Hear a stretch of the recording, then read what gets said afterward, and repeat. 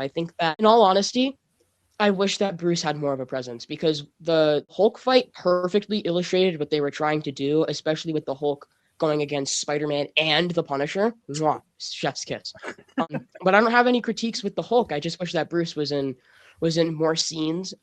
And I definitely think that because Peter introduced himself as Ned, right? Peter made the inhibitor. Bruce knows about that. I wouldn't be shocked if Bruce goes, "Yes, Peter's name is Ned Leeds," and then finds the actual Ned Leeds, and then that could have something to do with maybe Secret Wars or maybe even Doomsday or the next couple Spider-Man films is Bruce figuring out Peter's Spider-Man and then him continuing to expand his social circle in a way, which is also in part why I wish that Bruce was in it, to establish more of a connection between Bruce and Peter. Okay. All right. I'm cool with it, I suppose. Frankly, and some of us on the panel, we're like, all right, we've seen the Hulk.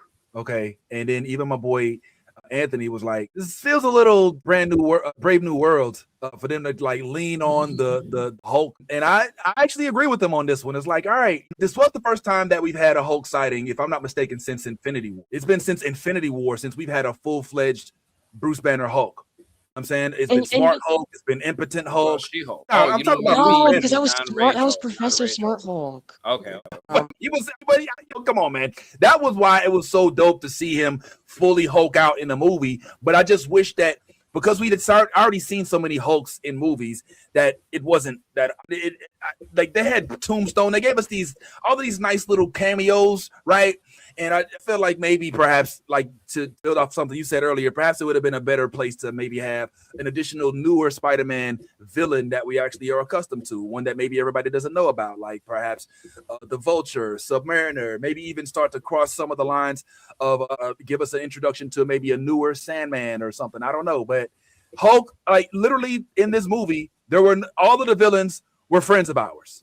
Go ahead, Bad Ty. And then we got to wrap this up. You muted, Ty. One thing that I recognized in the movie, was the fact that they did it. Where'd you go? Oh man, you froze up, bro. Hello? Oh dang. There you go. There you are. All right.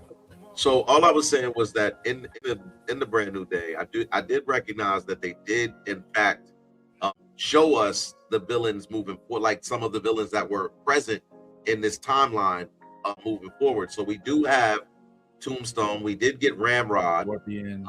We do have Scorpion. So to Jordan's point about it earlier, he basically was saying like this movie was showing that Peter was embedded in his work as a superhero. He was more focused on cleaning up the city, which is why he got the key to the city in a very early part for putting away all of the villains and everything like that. But I think it's important to note that the movie itself, this wasn't the typical Spider-Man movie where a villain is necessary. This was more of a tie-in to something coming, which was the X-Men. I think it was more focused on the idea of integrating the X-Men into the MCU than it was focused on Spider-Man, the Spider-Man saga. And I think if you look at it like that, then you can enjoy this movie for what it is, which is pure action, pure excitement, and Peter's evolution.